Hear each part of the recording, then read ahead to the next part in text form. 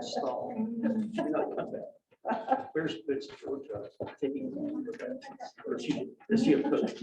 No, he has the point. Good morning, everyone. Can you now hear me? This mask is one of the super duper ones. It's pinching my nose, so I'm talking funny. I want to remind you that next month we're doing Nickel Boys by Colson, Whitehead. And, it's just a great book.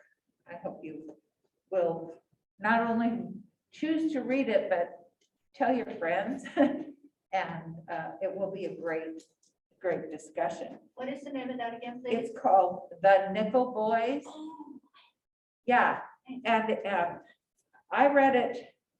I have my own copy, but I think my pagination is different, so I picked this one up too. I'm going to just read a brief description of it, because if you don't know the book, you kind of like to know what's coming. And Faye was sweet enough to prepare this for today. I printed it. She printed it. She pushed all the right keys, and her printer worked. So that's a very good thing. Mine was out of ink. I had all kinds of things I had to do last time I was printing. Colson Whitehead's novel, The Nickel Boys, follows two Black teenagers who are branded delinquents and sent to suffer the abuses of a 1960s reform school, Nickel Academy. The novel is a fictionalized account of Florida's Dozer School for Boys. A forensic anthropology survey report issued in 2016 revealed that at least 80 and perhaps as many as 100 bodies were discovered buried on the school grounds, providing concrete proof of decades of abuse allegations. The Nickel Boys won the 2020 Pulitzer Prize for Fiction. It is described as devastating, but is ultimately a powerful tale of human perseverance, dignity, and redemption. The author, Colson Whitehead, was born in New York. He earned a degree from Harvard, starting writing first novels and also working as a journalist. He's written 7 novels and 2 works of nonfiction. He is a multiple award nominee and winner and the recipient of a MacArthur Genius Grant and a Guggenheim Fellowship. He has twice won the Pulitzer Prize for Fiction for Underground Railroad and Nickel Boys. So, worthy read, don't you think?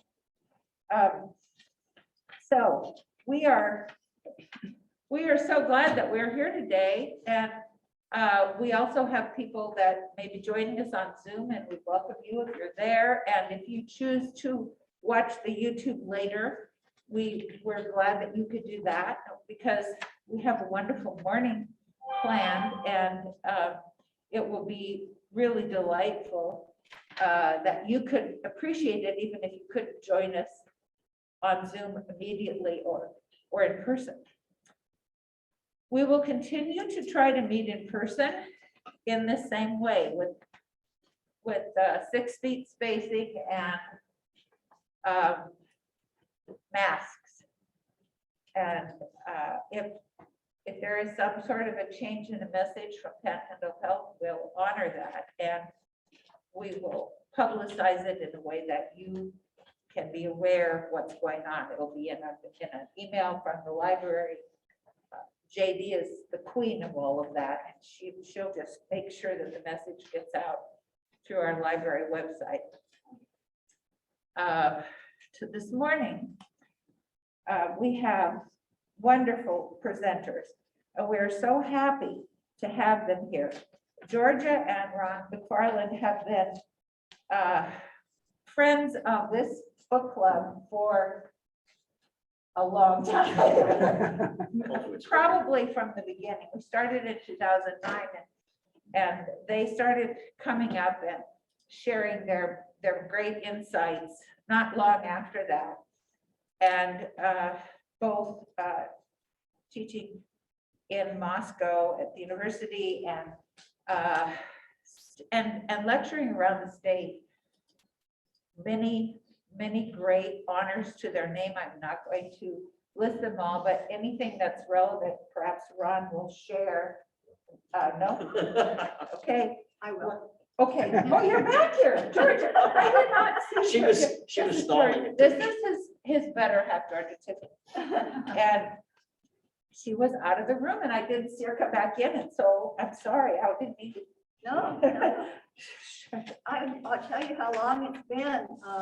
I think when we first started coming up, George still didn't have gray hair. Oh. Well, that was a couple years. Yeah.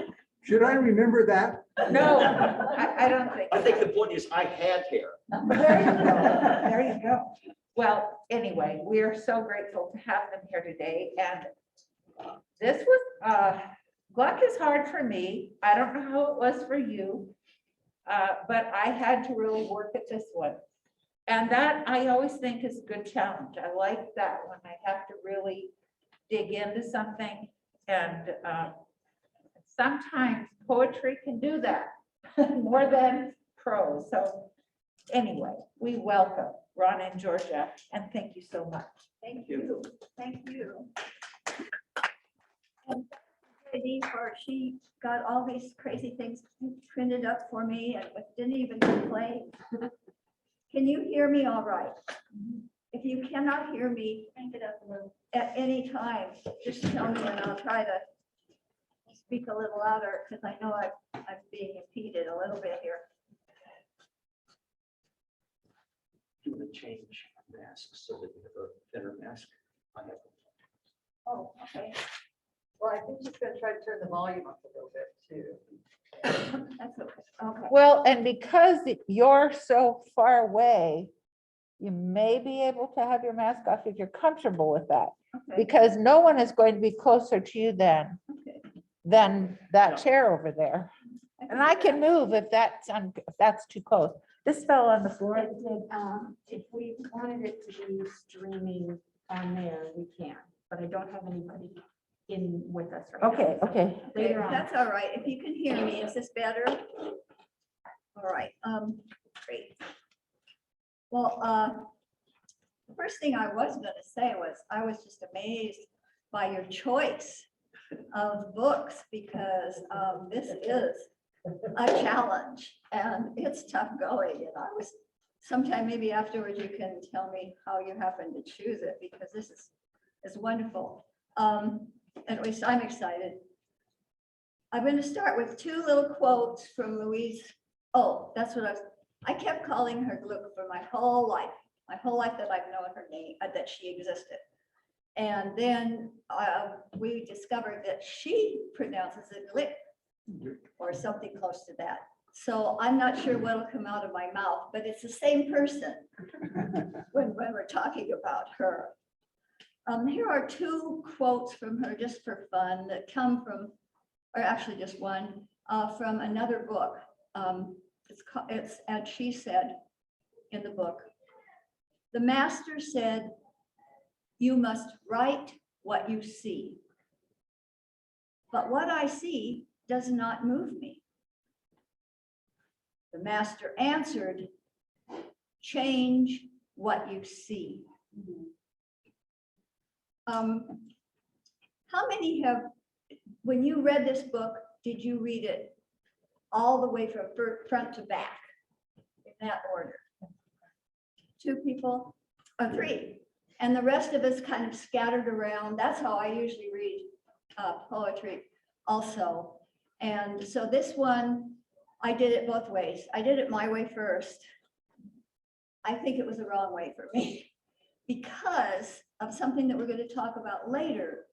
The difference between a good book of poems and good poems of a book.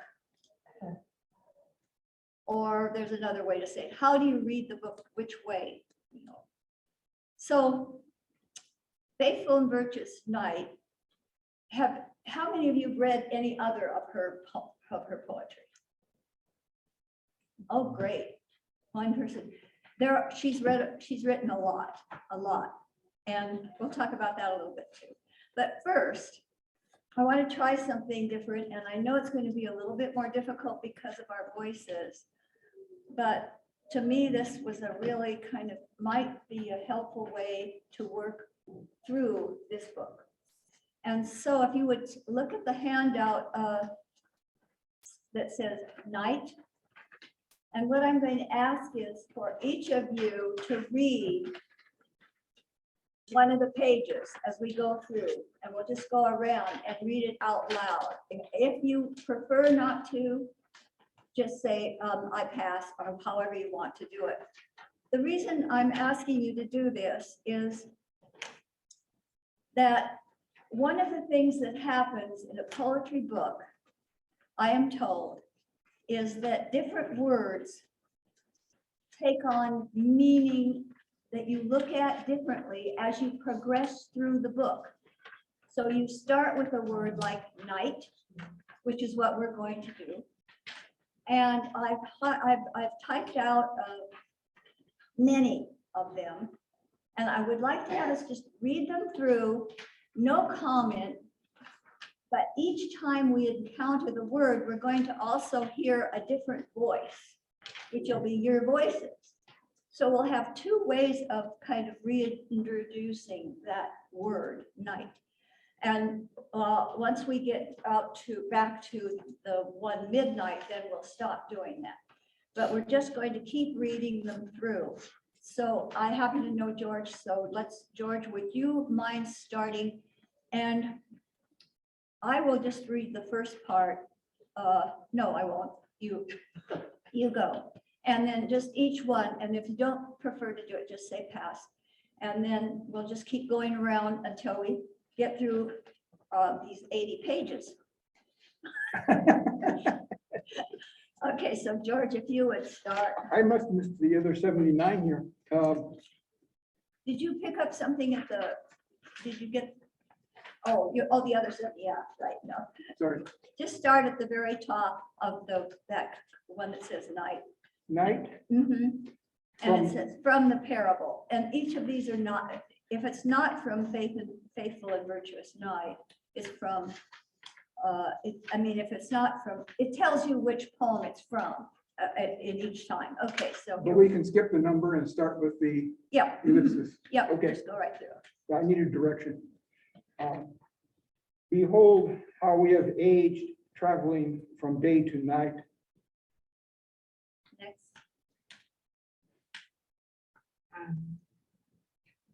It came to me one night as I was falling asleep. The next night brought the same light, the same thought. I became a glorious night riding into the setting sun. At the time of which I'm speaking, my brother was reading a book he called The Faithful and Virtuous Night. And yet I too was traveling, in this case imperceptibly from the night to the next morning. Are you waiting for day to end, for your brother to return to his book, for night to return, faithful, virtuous, repairing, briefly, the schism between you and your parents? Outside the night was falling. Was this that lost night, star covered, moonlight spattered, like some chemical preserving immersed in it? Darkness overswept the land. On the sea, night floated, strapped by a slab of wood. I found the darkness comforting. Okay, then the next one. Ah, gracious night, the night so eager to accommodate strange perception. I felt as if some important secret was about to be entrusted to me. Above our heads, the cherry blossoms had begun to loosen in the night sky, and maybe the stars were drifting and falling apart. And where they landed, new worlds were forming. Sometimes after I had entered that time of life, people prefer to allude to in others, but not in themselves. In the middle of the night, the phone rang. I lay in the dark, waiting for the night to end.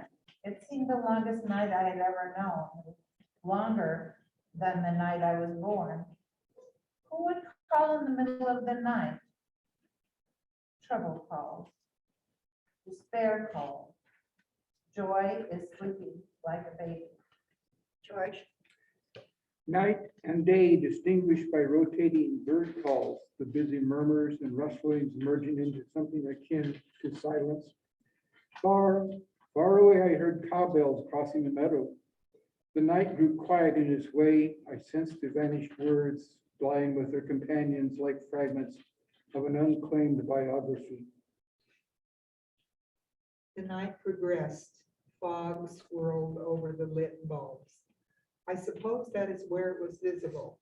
Elsewhere, it was simply the way things were, blurred where they had been sharp. I shut my book. It was all behind me, all in the past.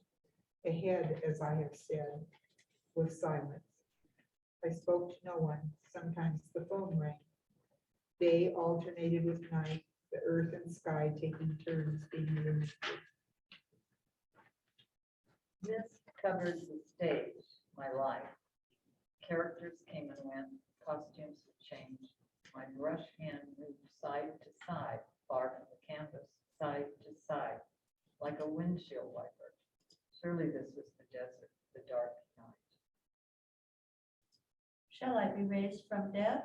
The Spirit asks, and the sun says yes, and the desert answers, your voice is sand scattered in the wind. I just put a little note there. It reminded me of on Keats' tombstone, here lies one whose name was written in water. And here we have instead the word desert. And then the interesting thing that happens, and if you want to turn to page 34 in your book, midnight happens. And of course, midnight is like the middle of the night. It's almost exactly at the middle of the book. And so what happens in this particular reading here, and I thought maybe I would go ahead and read it because I have it a little bit skipped. On page 34. At last the night surrounded me. This is at midnight. I floated on it, perhaps in it, or it carried me as a river carries a boat. And at the same time, it swirled above me, star-studded, but dark, nevertheless. These were the moments I lived for. I felt, mysteriously lifted above the world, so that action was at last impossible, which made thought not only possible, but limitless. It had no end. And then a little bit farther down the page, silence had entered me. It was like the night. And my memories, they were like stars in that they were fixed, though of course, if one could see, as do the astronomers, one could see that they are unending fires, like the fires of hell. I set my glass on the iron railing. I'm going to just stop there for just a tiny comment. Is this the glass that gets turned over later on when they turn over and says your glass is empty and she turns it over? Is this the same glass she's talking about? And also, I set my glass on the iron railing. Her aunt, later in the poem, in the book, grips the railing when they're on the boat, which we're talking about a little bit before the boat. Okay. Then on page 35, remember, this is the middle of the book. So we could kind of maybe be suspicious that she'd done that on purpose. And then on page 35, the second verse on that page. This was the great excursion of my childhood. The short train ride culminating, and now where did the train come from? Well, the boat is on water, the train is on land. Does that matter? I don't know. The short train ride culminated in a galerie by the river. Then what my aunt called our promenade, and then the boat itself that cruised back and forth over the dark water. The coins in my aunt's hand passed into the hand of the captain. I was handed my ticket. Each time a fresh number. So she gets the ticket more than once. She gets different numbers. Then the boat entered the current.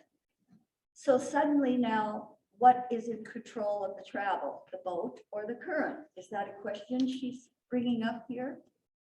And then at the bottom, the last one on that page, the boat traveled up the river and then back again. It moved through time and then through a reversal of time.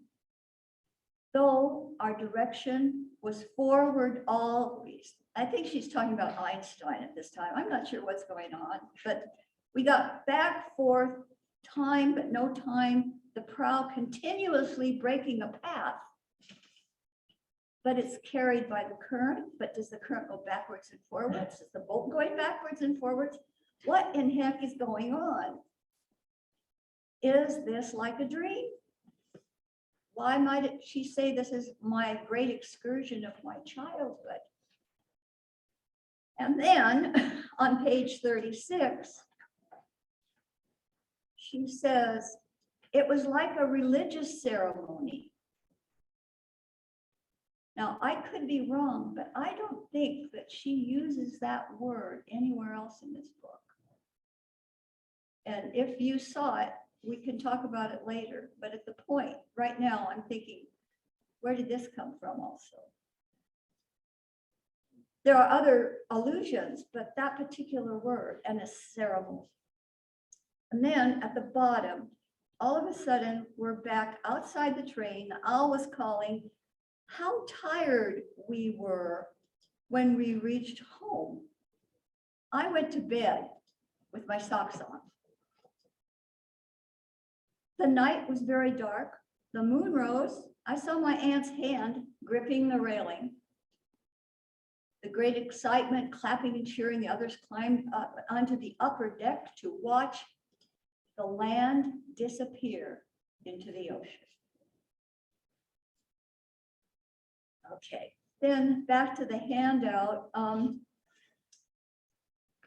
the sword and the stone, she says, the wine had gone in my head, or was it the night itself had gone to my head, the night itself, the sweetness at the end of summer. Reference, if I'm reading this correctly, is back to night. The night is sweet. And then comes the poem called Forbidden Music, which is on page 43. Does it look like a poem? As we know a poem? No, it has a different form. It looks like a paragraph. And in that one, she says, now this is in Forbidden Music. Where am I now? Where am I now? Is in this particular poem. And in this poem, she talks about the art of being a flutist. She says flutist. Some people say flautist, but I think flutist is nice. And then other places she's talking about being a painter, is she not? Other places about a writer. So we get this kind of a little parade of different kinds of artists. And in this person saying, where am I now, is not her voice. It's the voice of the flautist. Or at least that's what we're seeing, right? Yeah. Yeah. So we've got, she has all kinds of ways of confusing us. And I think she has chosen a lot of kind of cool ones, but it's still a little bit frustrating. And then at the end, on page 61, and I just will read that because you have it on your book. It says, I mean, on the handout, as I turned over the last page, after many nights, a wave of sorrow enveloped me. This is from the open window. Where had they all gone?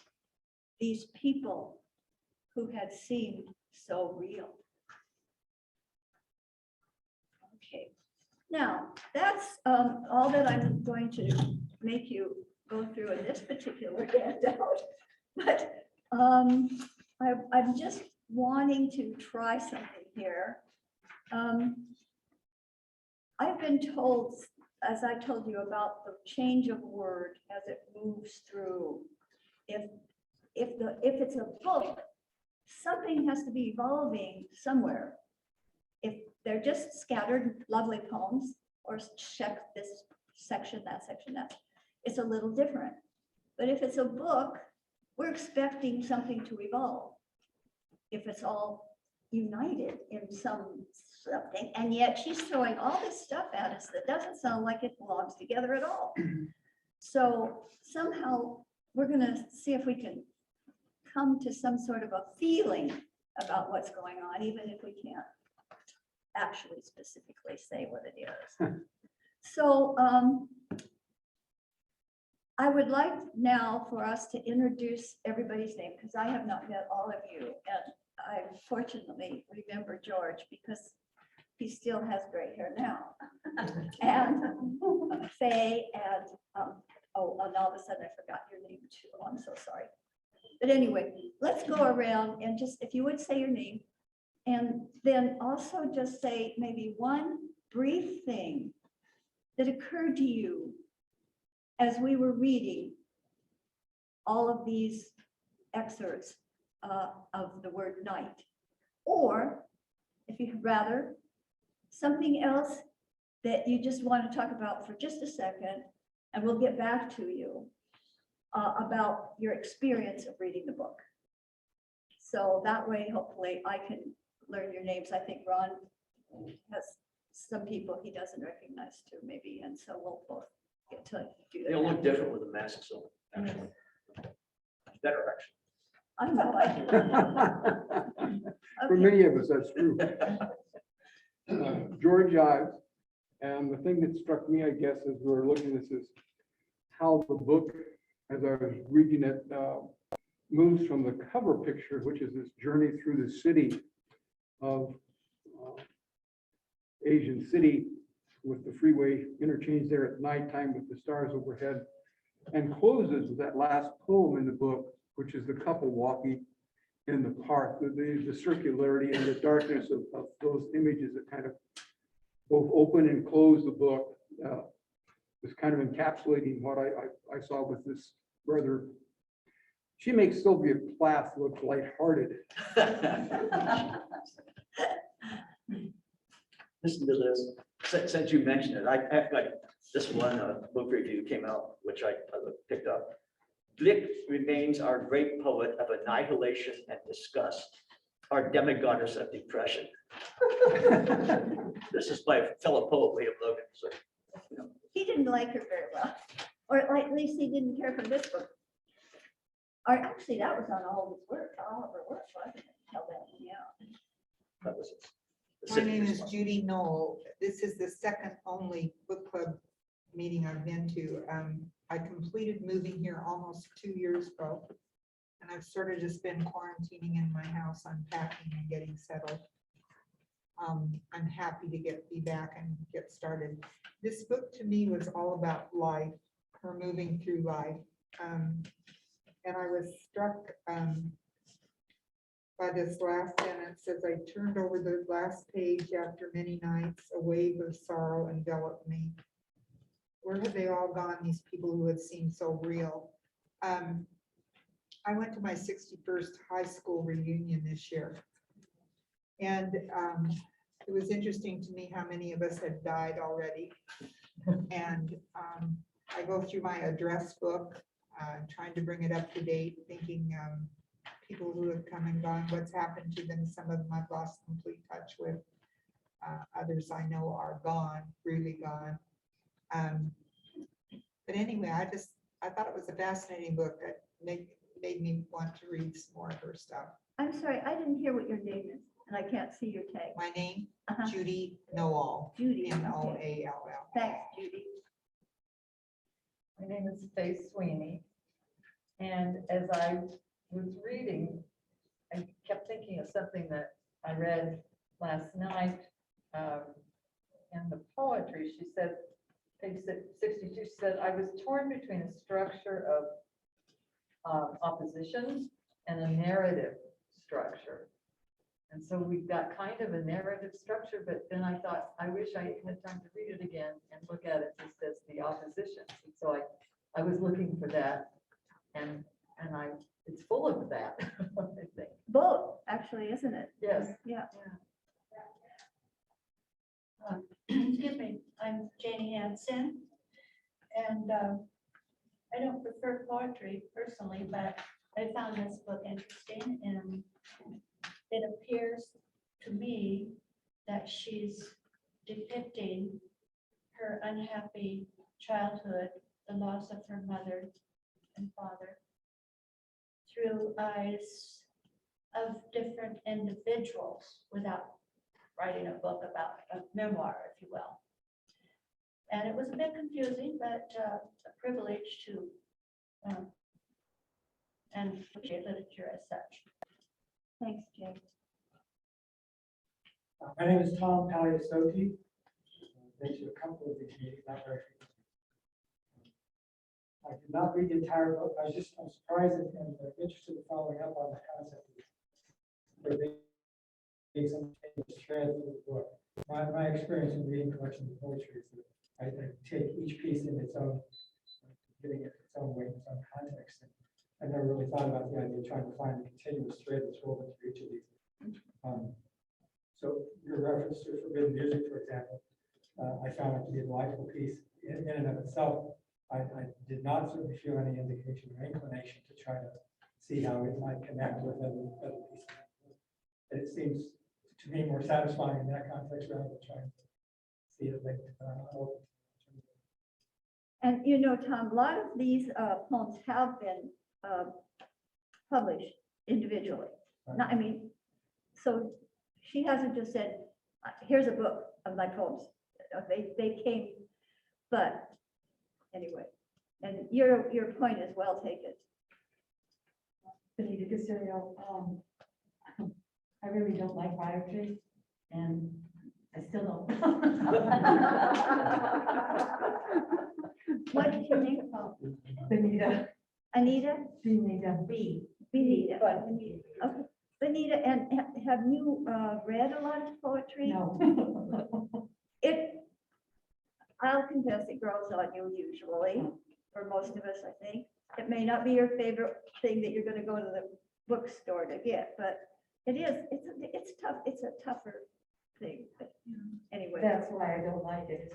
A lot of times I look at it and I'm not sure what I've read. Yeah. So I have trouble understanding. For sure. I'm Elizabeth Minter, and Night, the whole book touched my own life with many parts of her thinking that I felt myself. But the Night part I was intrigued by because in writing, it's easy to be distracted, and you're less distracted at night. You can get closer to what it is you're about. I love it. Thank you. My name is Bill Appleton. I am new to poetry. I really liked this. And I went and read her essays and discovered that she didn't have a brother and her parents lived long lives. So I'm very puzzled by the poems that make reference to deceased, suggest that her parents were dead and that she had a brother. Maybe I got the information wrong from the essays she wrote. But Well, we're going to talk about that, but you were confused In fact, when Ron and I first encountered the book, we kept talking about, where did the brother come from? Did you have a brother? And yes, the same kind of questions. What's going on there? And I guess all we're gonna do is just see if by asking questions, somehow we can come to some understanding of maybe what she was trying to do by putting this book together the way she did. And what was your name again? Bill, Bill, that's right. Thank you, Bill.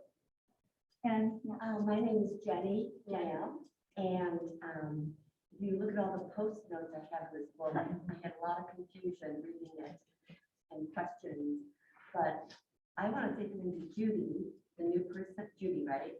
New to Coeur d'Alene.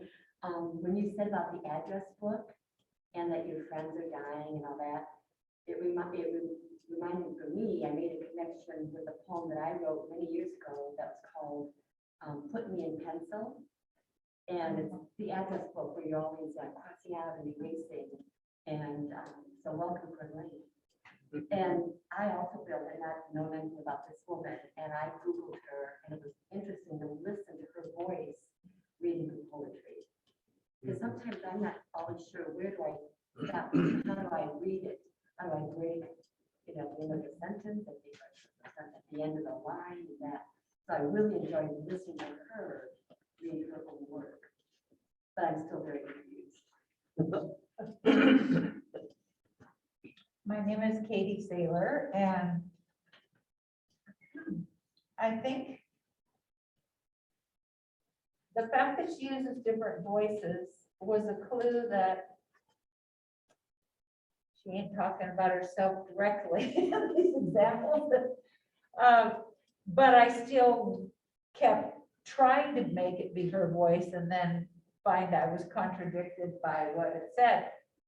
But the idea of night being a time that's transitory, that you can travel through time and place, and your body is completely relaxed, and you're just out in the universe experiencing things that are bizarre and different from what your life has been, and then very specific repetitions of the past with very specific people that you've known intimately, and then crowds that are nameless. I found that transitory nature very, very lovely, and what probably most of the time we like about dreams. And also that it's sort of comforting sometimes when you go to bed at night, to think, well, I wonder what I'll dream. And that there is and then seeing people from your past and knowing that in a dream that's possible, that's a kind of predictability that's really interesting. And I like the way she used that in her writing. thank you, Katie. I'd like to read something right now from the Summer Garden. And for those of you who want to look it up, it's on page 64. But in the meantime, I'd like to have you think about and just see if you come to mind, are there any other words other than night that you remember coming or meeting as you go through more that, because Katie mentioned repetitions, that you remember seeing or encountering more than a little? And if not, we'll go ahead, but just if as we read, maybe some of those would come back to you. I'm not sure, but Well, Georgia, I noticed that she talked about narrow strips or bars of light a number of times. with the blinds and the, Yeah, and then there was some other context, I don't remember what it was, but that was one. And often stars, often the glowing of the light from stars was important. And she talked about words, language, or use those terms. and also I was kind of surprised to find how much repetition she used just in total lines for it. But again, what I was hoping we would see, as you saw, the night transform itself as we went through all those.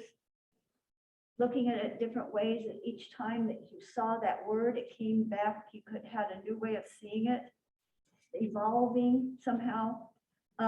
Here's an example from Summer Gardens. This actually is on page 66, part 3, but it is this. How quiet the garden is. How hushed it is. The stage as well as the audience. How quiet it is. How silent. Like an afternoon in Pompeii. And then, so for me, that quiet has changed its picture a lot. And then I also, Pompeii was really shouted at me, thinking about what happened there. And then in part 4, and this is on page 67, she actually tells you what kind of aloneness somehow, or at least suggests it. How alone I am. Songs of that kind. How alone I am. No mother or father. My brain seems so empty without them. And then on 68, how alone I am. But in music, my desolation is my rejoicing.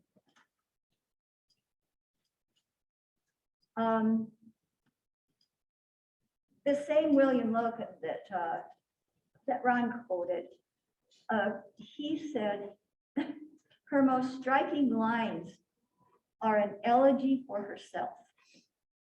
That's about the nicest thing he said about her, I think, I remember. So I was just again wondering, now I'm asked another question.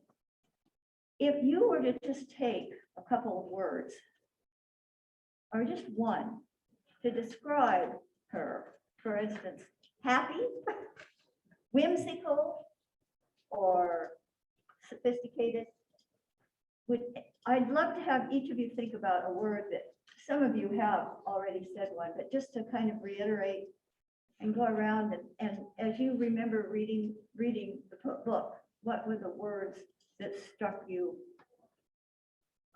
Yeah, George? Dark, Yeah, dark. And Judy? I'm still trying to think of. Oh, okay, we'll come back to I you. think we should start with the other stuff. Faye? I don't have a word. No, A lot about night. Yeah. A lot, darkness. Yeah, I'm sorry, I didn't hear your question. okay, we were just trying to think of if we had a word to describe her writing, what we got out of this book in terms of just one word, in terms of tone, what might it be? And we'll come back to you, Faye. Yeah. You want to pick it? Oh, pardon me. Aware. Aware. I think maybe perplexed. Perplexed. Perplexed. So first word that came to my mind, tangled. Oh, good. Yeah, they're all good. I mean, there's no good or bad, but just, yeah, cool. Whatever. Okay. Yeah. I'm gonna cheat. I have 2 words. Comforting melancholy. Okay. And did anyone that didn't say when you kept, could you think of? How about contemplative? Good. What Good did word. you say? Contemplative. Contemplative. Tom? Yeah, and I'm really drawing it from the forbidden music piece, but there was a playfulness to it. I love the image of the man, the flautist waking up on where am I?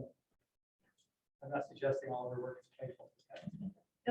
And questioning and what's going on, suggesting that maybe this whole book is about that in a way, because this is the middle. Where am I now? Am I in the city? Am I in the night? Am I in the day? Am I in the beautiful fields, the garden, summer garden? Where am I? Okay, so I want to read another book quote, and then we're going to look at another poem of hers. And this is the quote. This is the quote. Actually, it's from two different poems, and they weren't in this book. But the master, I said, but master, what I love always leads me to mourning. mourning, mourning. And then from the untrustworthy speaker, which is another book. That's why I'm not to be trusted, because a wound to the heart is also a wound to the mind. Okay, so now if we look at your handout that has the dance on it. And we're just going to read this through fast. By the way, you all are wonderful readers. Thank you so much. But let's start. Faye, would you start and we'll go around the other way this time? Starting at the dance. Yeah, at the dance, and just do one stanza each.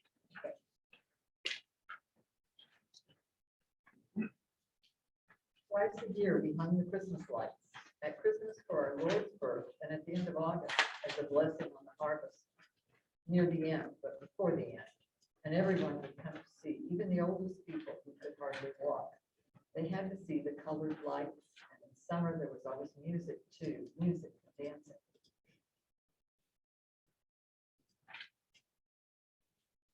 I don't see this. The very first page. Second stanza, okay, yeah. And third stanza. What paragraph now? Third stanza for the young. Okay. For the young, it was everything. Your life was made here. What was finished under the stars started in the light of the plaza. Haze of cigarettes, a woman gathered under the colored awnings, singing along with whatever songs were popular that year. Cheeks brown from the sun and red from the wine. I remember all of it, my friends and I, how we were changed by the music and the women. I remember how bold they were, the timid one, along with the others. The spell was on us, but it was a sickness too. The men and women choosing each other almost by accident, randomly. And the lights glittering, misleading, because whatever you did, then you did forever. It seemed at the time such a game, really lighthearted, casual, dissipating like smoke, like perfume between a woman's breasts, intense because her eyes are closed. How were these things decided? By smell, by feel? A man should approach a woman, ask her to dance, but what it meant was, will you let me touch you? And the woman could say many things. Ask me later, she could say, ask me again, or she could say no, turn away, as though if nothing but you happened that night. You still weren't enough, or she could say, yes, I'd love to dance, which meant, yes, I want to be touched. Am I the only one that feels a different mood in this compared with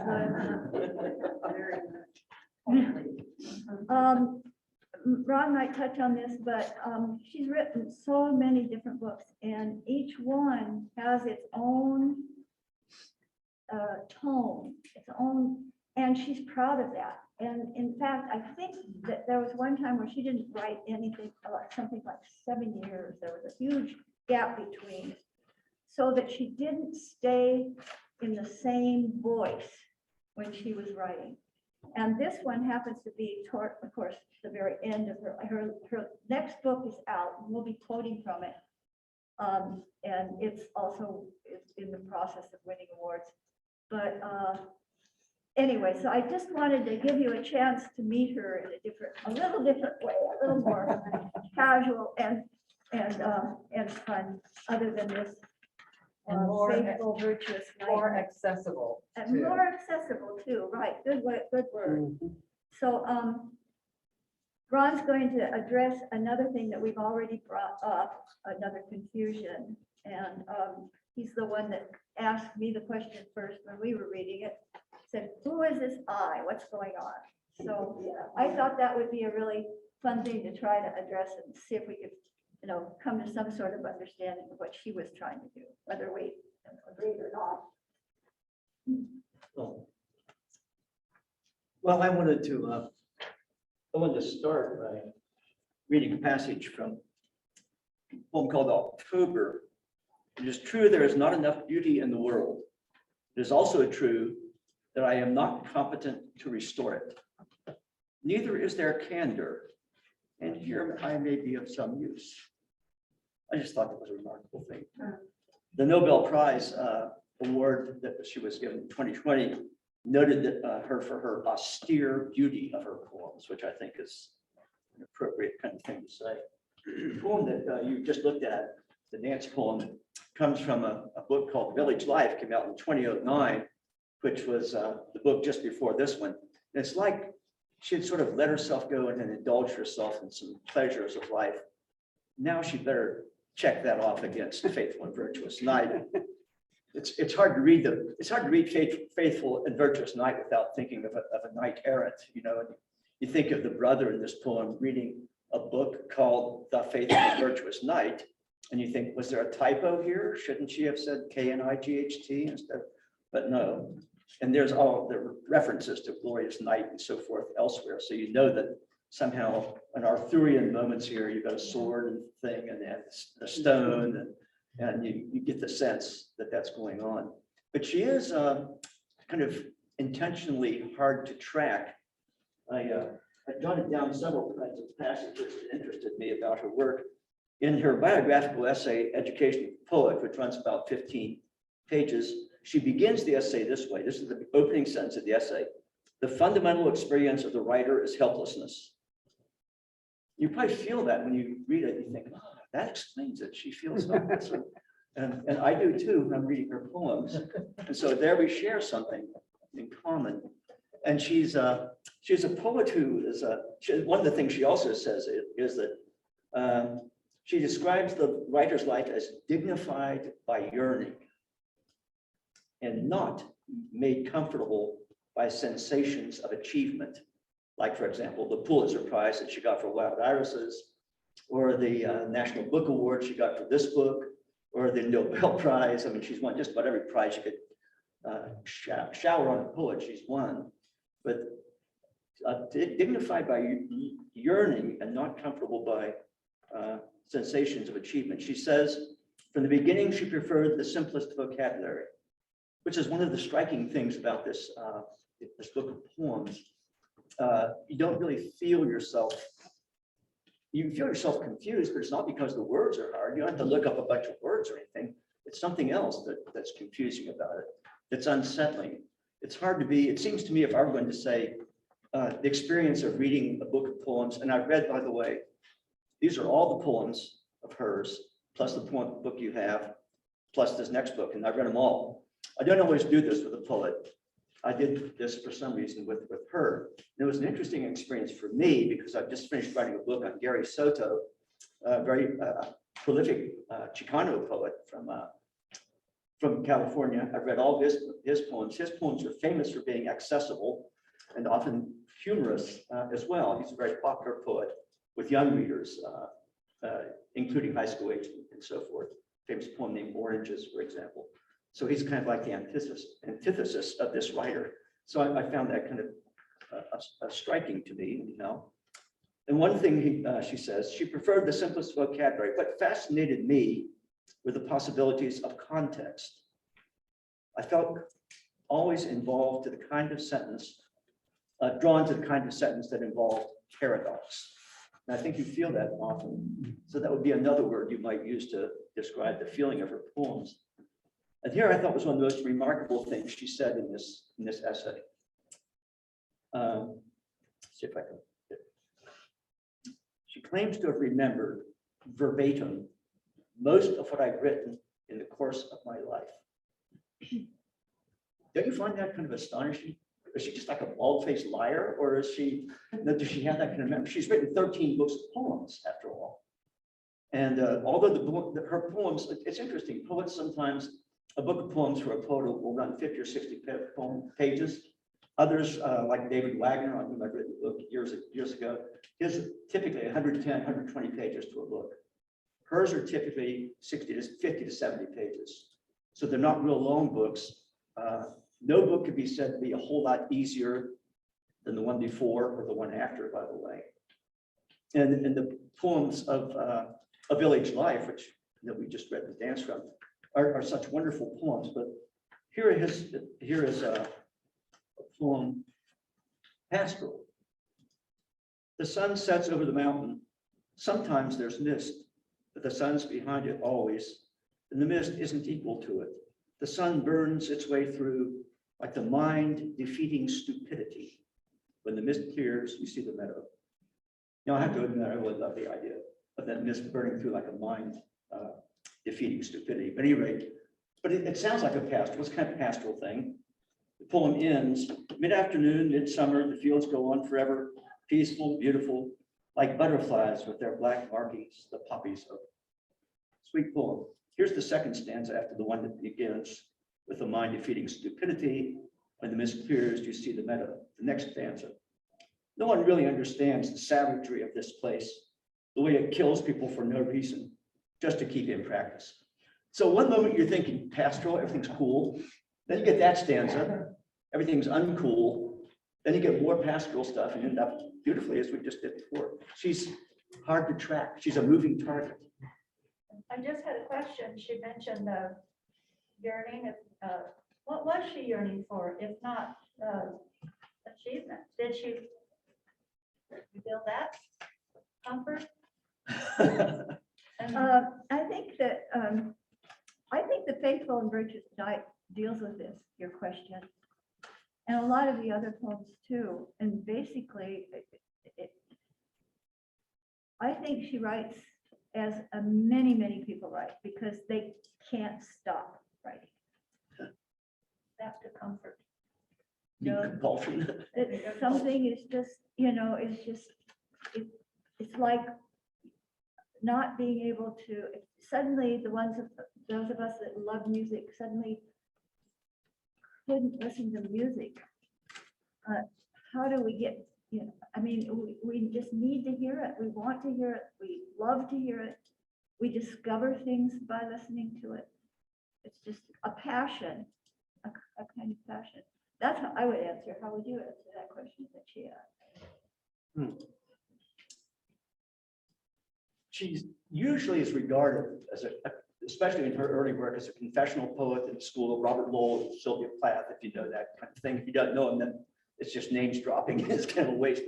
But you can almost imagine a confessional poet's going to be a poet who's going to draw on his or her life, and often is going to reveal things about themselves. And sometimes the worst thing can be said about some of the so-called confessional poets of the early half, or about the midsection, say, of the 20th century, is that they exploited themselves and sometimes their families as well. What she does, and I think she does a lot of that, a lot of her work is confessional that way, but she conceals herself with myth. The famous thing people say about her is that she remembers in this essay that I just mentioned, is she remembers her mother teaching her when she was like 4 or 5 years old, Greek mythology, and she grew up with mythology, and she inserts myth so that she covers over the confessionalism with myth. And another thing she covers over with is what we sometimes call personae, or masks, the masked character. So for example, in the title poem and then other poems in this volume, she creates the persona of an Englishman. He's from Cornwall, as in the poem entitled Cornwall. And Faithful and Virtuous Night, it's a guy. You realize partially way through, wait a minute, the I here is not the I assumed it was going to be. And in fact, very often in her poems, the I is I. It really is a woman who really seems to be very thinly disguised version of Louise Glück. So, and this guy, in fact, instead of a poet, is a painter. And we see him as a painter several times through. And elsewhere, the I turns out to be, as we saw, a flautist, for example, in this poem, a person who's observing an old couple. She becomes I think the first book I really cared about W.S. Merwin's poems was one called Moving Target, The Moving Target. She is a moving target, and she does this. So, yeah, I think that part of what she's doing, she does examine the inner self. She's a poet of great innerness and intimacy. I was going to say, I think if the two words that come to me when I think about her poetry often, one is intimacy and the other is eeriness. There's something for me always eerie and somewhat troubling about her poems. And not just that one poem where she says something like she hates the flowers outside and I hate sex, she says. And that really is one of those things that kind of hits you. It's sometimes regarded as the feminist national anthem. It's called Mock Orange. As a matter of fact, take the Idaho State Flower Syringa. And that happens in the first stanza. I hate all these flowers out here and I hate sex. And it goes on from there. Doesn't get a whole lot happier. But you know, she's interesting. She's a lucky person in some ways. I mean, we think of, she's not lucky in the sense that, for example, as you probably know, everyone sort of nowadays with the access to the web and so forth, everyone sort of knows that she suffered from anorexia, that she underwent deep psychoanalysis for 7 years, and that she struggled with the idea of being happy, like was anathema to be happy. There was a kind of guilt over happiness. I found an interesting passage in her book of essays, came out just a few years ago. Yeah. So this is one of my favorite moments. I'll stop blabbering in a minute. A vision, she goes to her psychoanalyst. This says, a vision of desolate normalcy presented itself. I was terrified specifically that normalcy, whatever I meant by that, would somehow eradicate the need for or capacity for what even then I ceremoniously called my work. For 5 years, I have been struggling desperately to become whole and sane in order to rejoin a world made, as I saw it, entirely of the whole and the sane, a world free of the humiliating loneliness and fear that constituted my reality. And I remember very clearly my panic in the terms in which I accused my analyst, who had conspired in all this. He was going to make me happy. I wouldn't write. I also remember his response. He looked at me directly, an event in itself rare, and possibly the underlying reason I remember this exchange. His response was memorably succinct. The world, he told me, will provide you sorrow enough.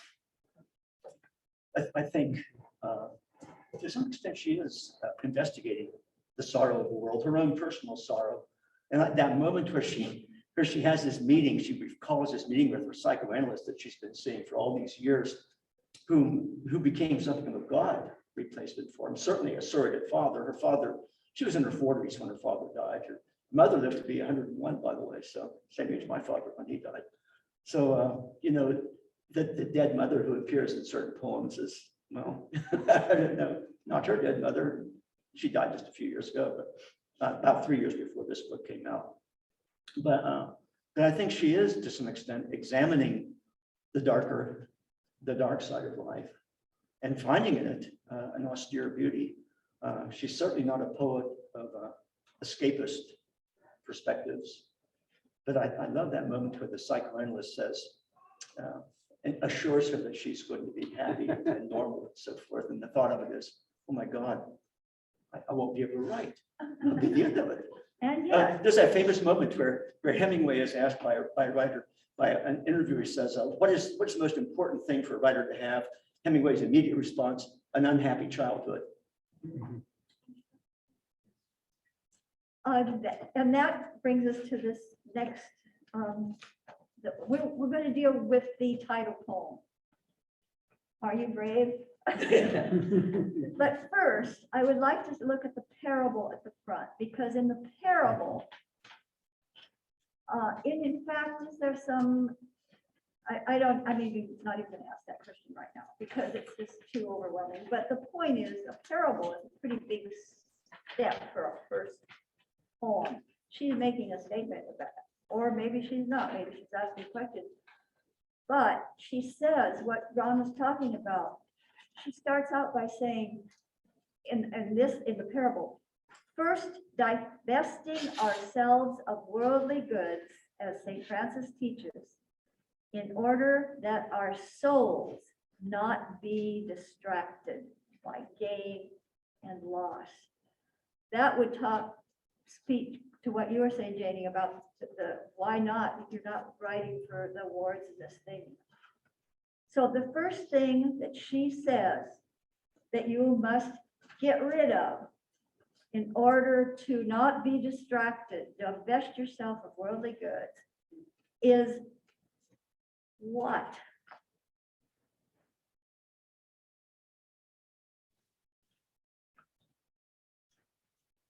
I can't hardly even understand this, but it's love. You get rid of love, amorous adventures that have to end. Everything has to end. So you get rid of that, so you won't be distracted if you want to totally get rid of earthly goods. And then the second one that she lists is poetry. And the third one she lists is all the other stuff. And this is over in adventure where it comes up. So the first one is, first, it came to me one night as I was falling asleep that I had finished with those amorous adventures to which I'd long been a slave. The second one, about halfway down the page of an adventure, that it's on page 5 now, is the next night brought the same thought, this time concerning poetry. Right, amorous adventure with poetry. And the third one was various other passions and sensations in some way set aside forever. And each night my heart protested its future like a small child being deprived of a favorite toy. So she didn't want to give these up. These were top toys that she cared about, but for some reason she's trying to divest herself of these. Why? What's going on? Well, anyway, we're going to try to at least talk about it a bit with this one called the Faithful and Virtuous Night, and that's on page 8. When Francis was speaking of divesting of worldly goods, he was speaking mostly of material things, I believe. Right. And I'm thinking that she is speaking of other things well beyond that metaphorically, isn't she? And yet she's listed them. She there. listed them in this, but love is certainly not a possession that you can own. Ever. But it's something that ends. It's a treasure in itself. She says. Yeah. Just- And so, I mean, maybe, anyway, the word that I kept seeing when I was reading this was the word end, E-N-D. It's all the way through the book. It slips in all different places. But I'd like to address it now, just because of that. Can I ask you something? Now? Sure. I'm confused. I've never been to this type of group. I've been in many book groups. Do you want us to answer some of your questions when you ask a question? Or you just, is that part of it? Oh, please do. If you want to stop anytime, just, raise it. Because Because, gentleman here, he kind of did that, so I was wondering. oh, yes, absolutely. Yeah, well, I'd like to speak to this parable before you move on then. Good, great. Say that, for me, she's doing something which I did in groups, and in order to get to what it is your question about yourself, you have to let go of everything else. And would be like, an analogy would be, if I go for a walk with a friend, I talk to that friend, and I really am not noticing what's around me. If I go for a walk by myself, then I notice what's around me. This would be another way of putting that. But, all her poetry speaks to me personally. And so I'm just interested in kind of responding to some of your questions that way. Thank you. And that's a great analogy. That's a great analogy. Thank you. Okay. Okay, so that was wonderful. let's take a look at the page 8, the title poem. Somebody called this the obituary in a child's crayon.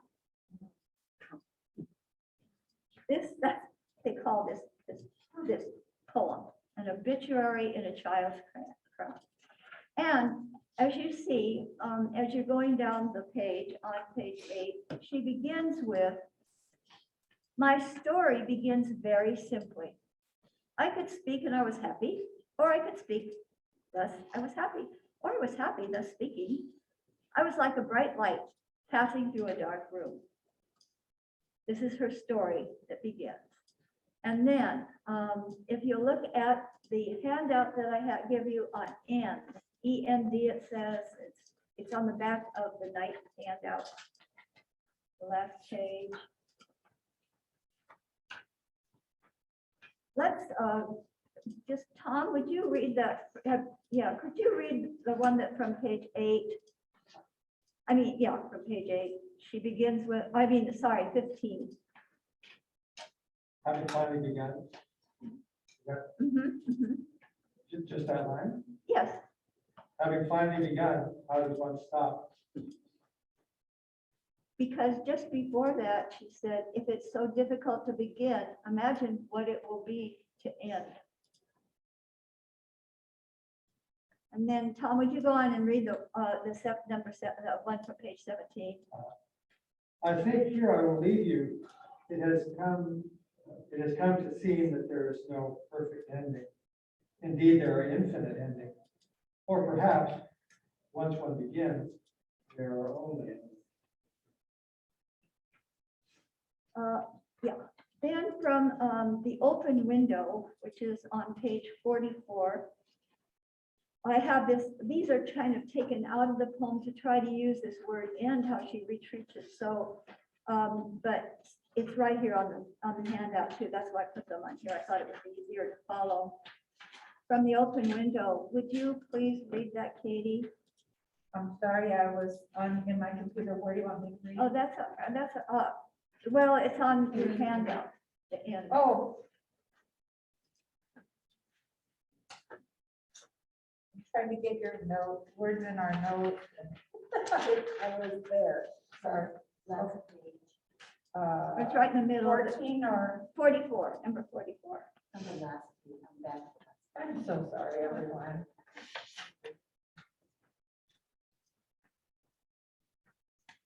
Okay, from the open window? Uh-huh. All right. An elderly writer has formed the habit of writing the words "the end" on a piece of paper before he begins his stories. He worked by preference in a room without clocks, trusting the light to tell him when the day was finished. And he lay on the cold floor of the study, watching the wind stirring the pages, mixing the written and unwritten, the end among them. And then page 47, Jenny, would you do that?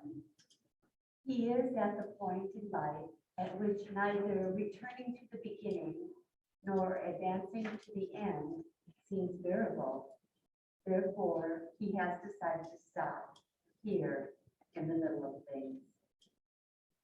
And then we think about midnight. We think of that poem Midnight when he brings that up. Yes. Bill, would you read the page 52 from the White series? The end came and went, or should I say, at intervals, the end approached. And then I found this one actually in the new book, the one that she's just written, Winter Recipes. And it's called A Sentence. And would you read that for us? Would you like to read that, Judy? Yes. Everything has ended, I said. What makes you say so, my sister asked. Because, I said, if it had not ended, it will end soon, which comes to the same thing. And if that is the case, there's no point in beginning so much as a sentence. But it is not the same, my sister said.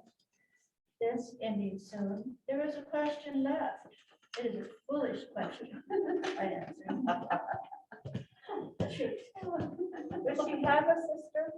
Yeah, she did. Okay. Her sister, Teresa, interestingly, wrote a book that won an Iowa short fiction. Oh, that's right. Prize. I read that. But then she died in 2018, I think. And she had been a vice president of Citibank in Manhattan. And she was known as a banker. And there was this one kind of neat thing I noticed that in her obituary that's kind of worth reading. I just to think about it. I mean, you live in interesting times. This title of her book came out in 1994, one Irish short fiction book. Anyhow, died in 2018. She's a younger sister by 2 years. She's 2 years younger. She was born, that is to say, Louise was born in 1943. And so she was born in 45, but died in 2018. Her obit photo shows her blonde and attractive and notes that she was a brilliant and funny conversationalist. I think the things she would probably say about Louise Glück, I don't know. I've had a conversation with her, but I'll bet she was not probably a funny conversationalist. She might have been a brilliant conversationalist, but she's always seemed a very quiet person to me, the poet of silence.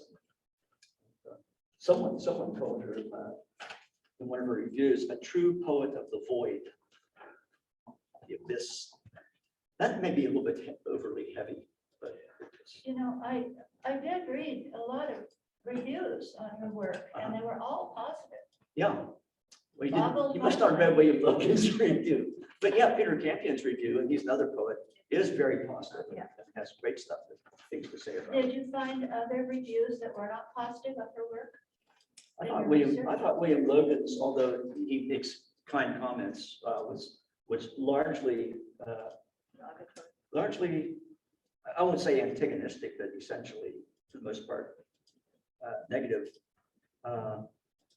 I took discomforting best. She reminds me of no poet more than Rilke, which I think is a great thing to say about her. But it's clear that she's disturbed, I think, somewhat by the poems in this book. Peter Campion, though, I think had some great things to say about her. Like, well, one reason Glück has proved so central to American poetry for 5 decades now lies in her remarkable talent for recapturing wonder. For all her disabused austerity, she remains a great poet of renewal. This is not a matter of optimism or recovery in the conventional sense. Rather, for Glück and the speakers of her poems, mere survival appears a nearly incredible wonder. So, I mean, So what was Logan, is it Logan who was so critical?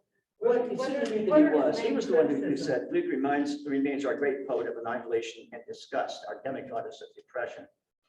I think Logan recognizes her value and importance and everything, but I think he's bothered somewhat by her I guess by her darkness. Question. The poem that, a sentence, is that the entire poem? Yes. And do you know if that was written before her sister died or after her sister died?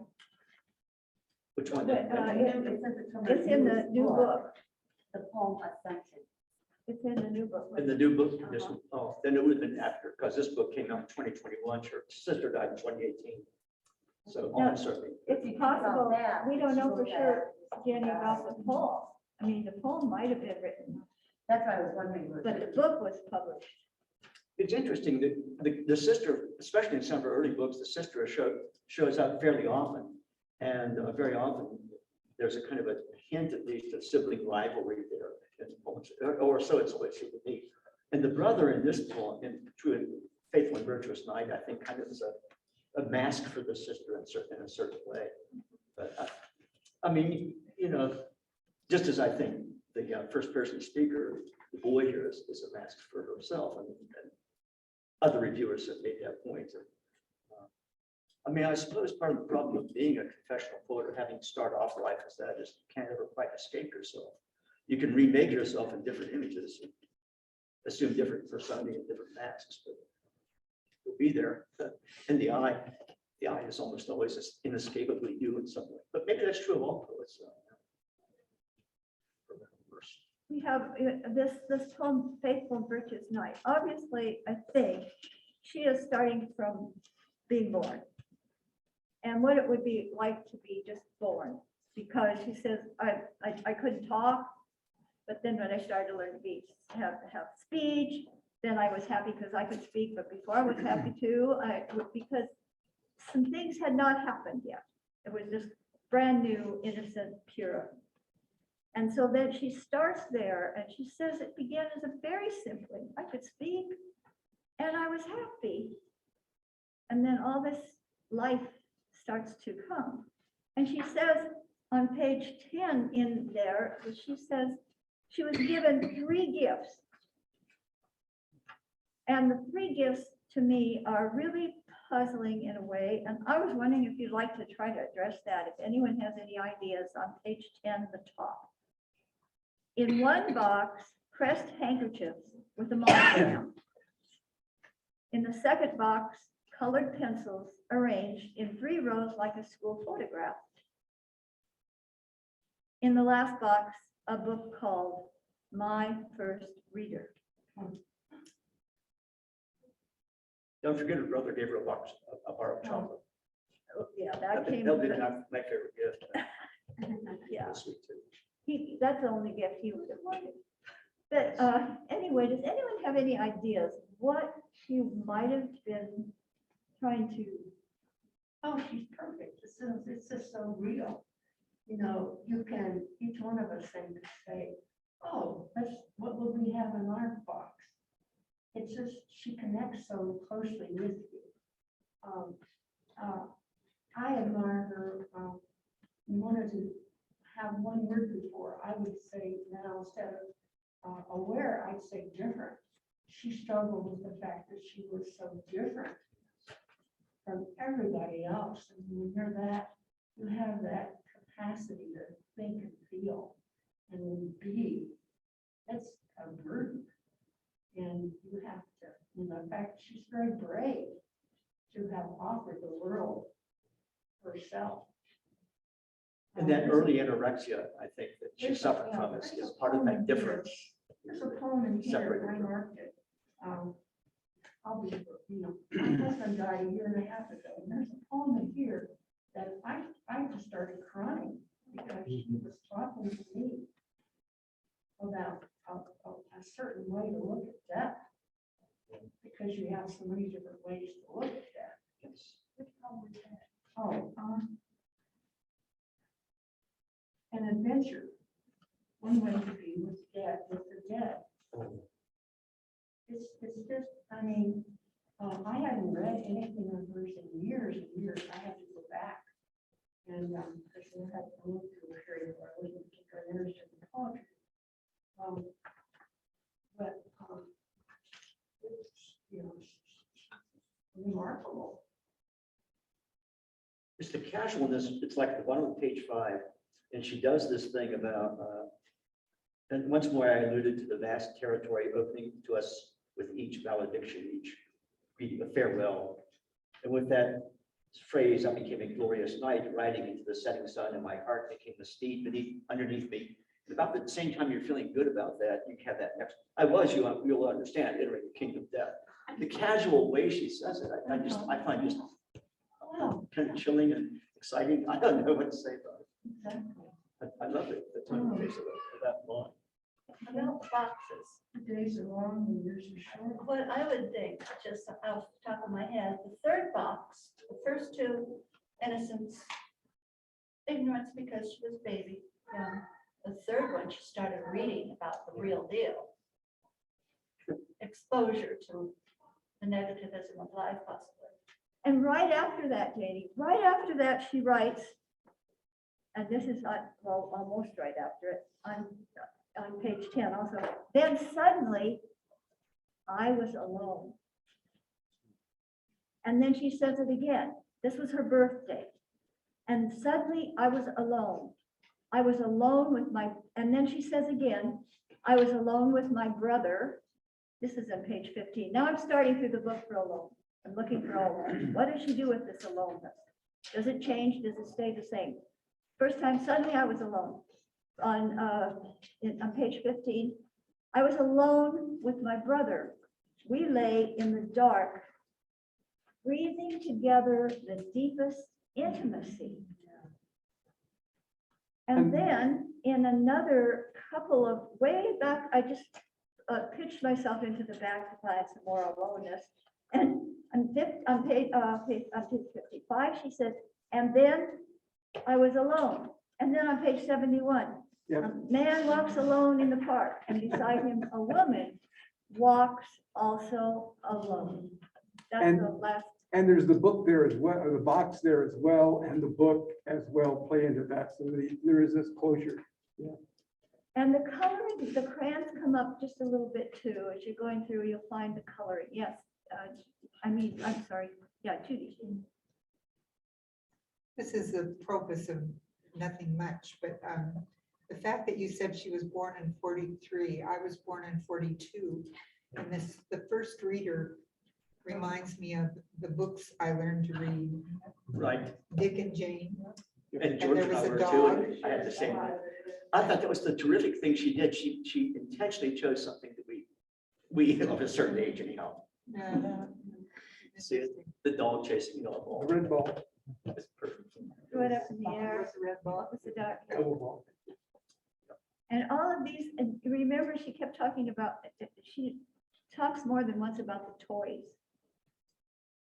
And of course, we think about children's toys, and there are a few that we probably still remember. But we divested ourselves of children's toys. We moved. And anyway, so the whole idea of aloneness, and then another one that's very, very interesting to me in this poem on page 15, it's almost like a dictum. It has occurred to me that all human beings are divided into those who wish to move forward and those who wish to go back. And the word soul seems awfully easy to throw out, but I'd like to read this. And of course, I feel like we've had a wonderful advantage, Ron and I, because we are doing this book. We did go to other books, to see what she was doing in this book or that book.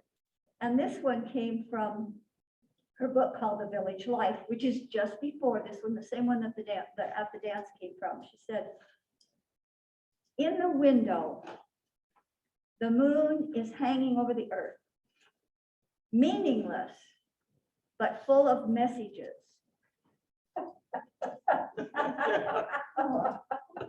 It's dead. Could you read that one more time? Yes. In the window, the moon is hanging over the earth, meaningless, but full of messages. Oh. It's dead. It's always been dead, but it pretends to be something else, burning like a star, and convincingly so that you feel sometimes it could actually make something grow on earth. If there's an image of the soul, I think that's what it is. And then on page 51 on approaching the horizon, she writes, and then the voice grows still. I'm thinking of this, the still small voice or whatever she's wanting to do with this, or her voice. And then the voice grows still, at which point my soul will have merged with the infinite, which is represented by a straight line, like a minus sign. And right after the book, the poem Faithful and Virtuous Night, comes the theory of memory,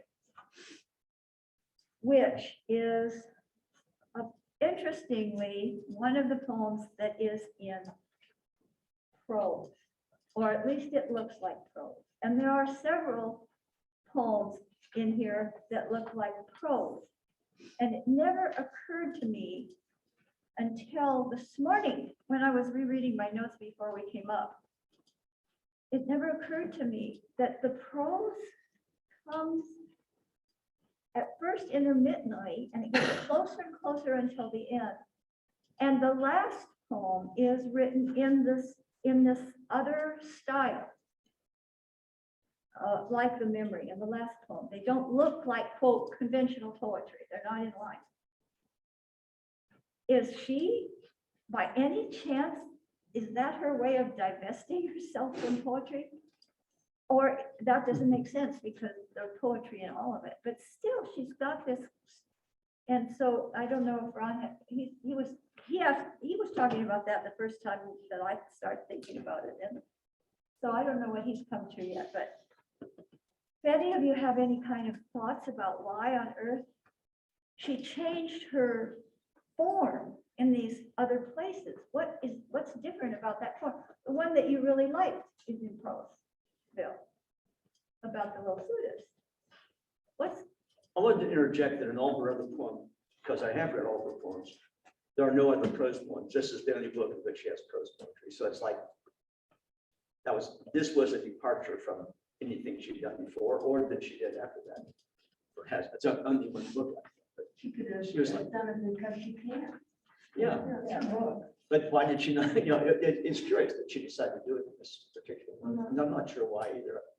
But the effect of it probably varies among other things, whether you like prose poems. And some do and some don't. My good friend Bob Wrigley, some of you might know Wrigley's poetry, is a great disesteemer of prose poetry. But the late Robert Bly, just last year, I think I first discovered prose poems through his poems, and he was quite adept at them. Robert Hass, the famous California poet and so forth, is a good prose poet. But this is the first time she's. Was she whimsical? You read all the things. Did you say that she's also whimsical? Occasionally, her most, here's my, I think her most whimsical moment in this book is on page, it's early in the book, is when you mentioned, I think, an adventure section. It's on page 6, where she says, adventure. As we had all been fleshed together, now we were mist. As we had been before objects with shadows, now we were substance without form, like evaporated chemicals. Nay, nay, said my heart, or perhaps nay, nay, as was hard enough. I mean, that's about as funny as she is, but it is funny. I mean, it's like, and yet she just finished making a fairly significant metaphysical in the world of philosophy. This is a metaphysical type. They're talking about form and substance and all this. And you recognize, oh, didn't I have that in philosophy 101? Well, you didn't take philosophy 101, so you didn't have it. But if you had taken it, you would have had it. And it would have been confusing and annoying the way those things are. But she does that kind of with playfulness, whimsical. Yeah, that's a very whimsical moment. My favorite Louise Glück whimsy. If you are interested enough in her to actually pursue this idea of watching the evolving words as they go through, you've seen what happened with Anne. You've seen what happened with Night. It happens even with Bed. I couldn't believe how many different times somebody was in bed. Well, bed is, where you go to sleep to dream. But sometimes she's alone with her brother. I was alone with my brother. All this type of thing happens when this, and she talks about talking to her mother in bed, and mother talking to her in bed. It's worth, if I had another lifetime, I would like to do this some more. I would love to. Alone. Yeah. And just get into how artfully, it's not easy to have all of your words evolving for an entire book and attaching somehow finding this. And it doesn't happen necessarily consciously, I don't think. She just is writing a new poem and something happens that evolves these concepts that she's dealing with and sharing with the world. by writing them down, but also sharing them with her own inner, trying to figure out life. You could almost chase any line in any of her poems down a rabbit hole that would take you forever. I got stuck on the line, "The cat is dead." Yeah. Or "A cat is dead." And I said, where the hell did that come from?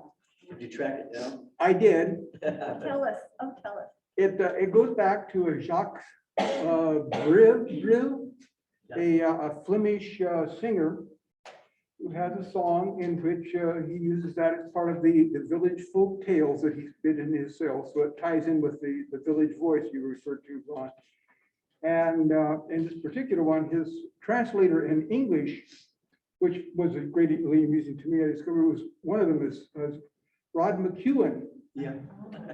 And so he has taken all these rather dark and dismal songs from this Flemish singer and translated them into this kind of happy-go-lucky California surfer girl mindset. So if you go and look at the original language, they're really quite in tone keeping with the thing that she sets up here. This is page 32, if you want to see where he's talking about the jump rail. Yeah, there's a reference there, and the other reference there is on. Yeah, I was on page 57, I thought. Yeah. And the line is down there toward the bottom of the page, as I recall. The little cat is dead. Sometimes in my darker moods, the Jacques Bril, which has haunted me, the little cat is dead, meaning, I suppose, one's last hope. You know, the end again, and the cat is dead. Harry sings. Now, Harry in this case is a different person. Yeah. And he's singing, of course, "The hills are alive with the sound of music." You know, and so you have that again, that juxtaposition: the hills are alive with the sound of music. With the cat is dead. You know, and so you talk about whimsy. I thought that was whimsical as hell myself, but you know. And she repeated it a little bit later too, just kind of a little tiny reference. Yeah, you got to rub your nose in it, of course. Yes. So Yeah, just enough to let you know that, hey, she did that on purpose. She's making reference to things that were popular threads in the late 60s, early 70s. Or kind of a little before that, like Arthur. Oh, yeah, And a the little numbers. before that for sure.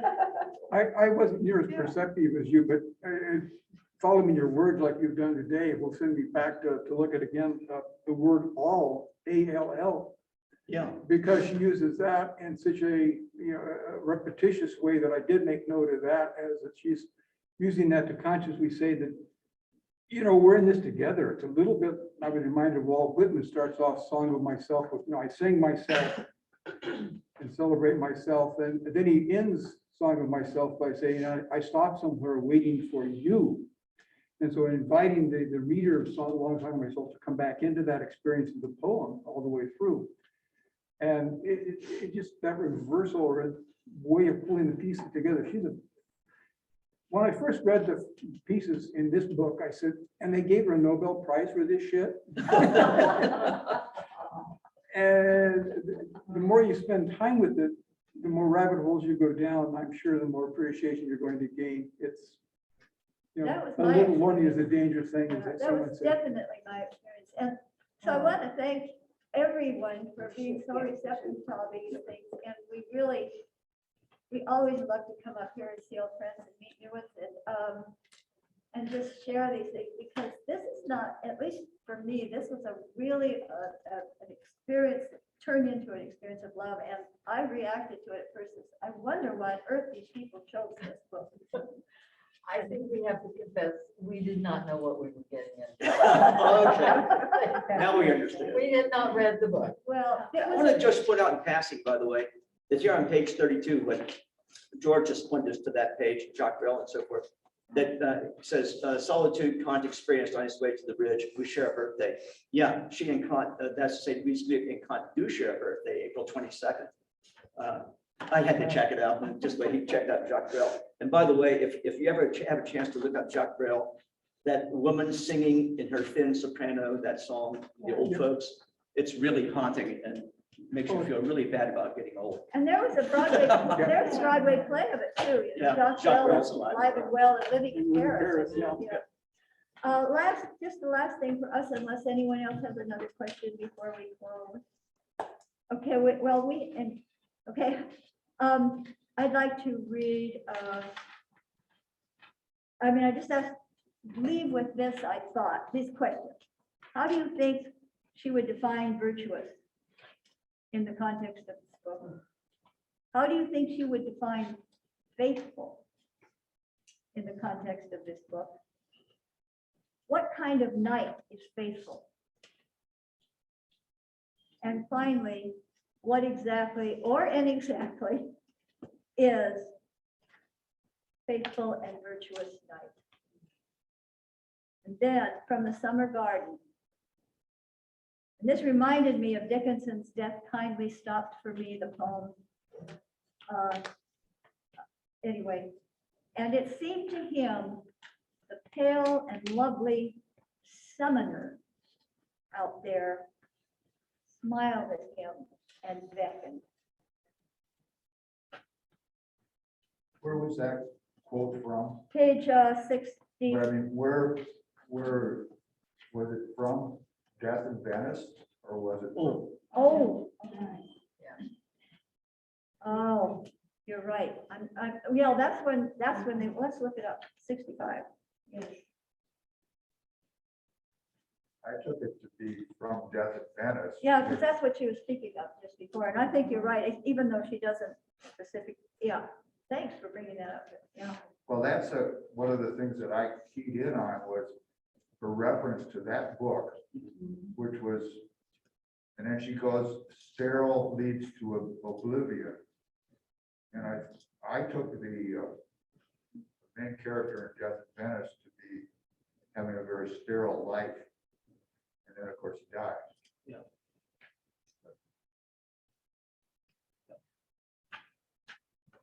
And also, I guess the summonser was the child that the protagonist was fascinated by. And maybe that led to his death too. Yeah, and even with the point that she takes things that are very, very academic and hidden from most of us, unless we've had a classical education, and she weaves it into the commonplace, and she brings that in a way that's very comfortable, rather than saying, "Oh, I never read Aristotle and I don't understand Latin." But yeah, thank you. unlike T.S. Eliot. It's kind of like, a lot of times when you're teaching and you have a difficult book that's a little bit less accessible and another kids are reading it and you said, you get to something like that. Just let it go, just keep going, because it'll all kind of fit together and you don't actually have, she manages to do that. I think you can read the poems without having to know everything about everything that she alludes to and still get something.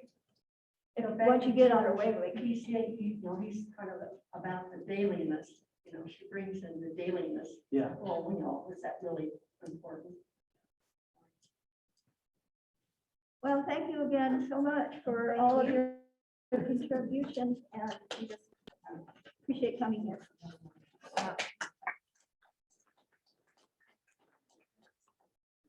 So this selection comes from the Idaho Commission for Libraries program. Let's talk about it. I do have a survey that they sent for us. If I could get some of you to fill that out so I can give it to them so they can put it in their stats and they can continue to give us this wonderful program.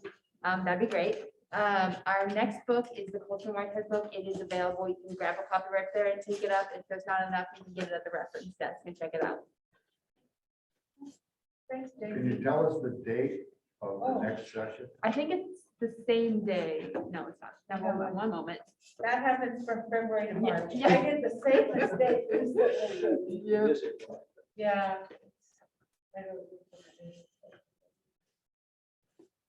How many of you have read the Underground Railroad?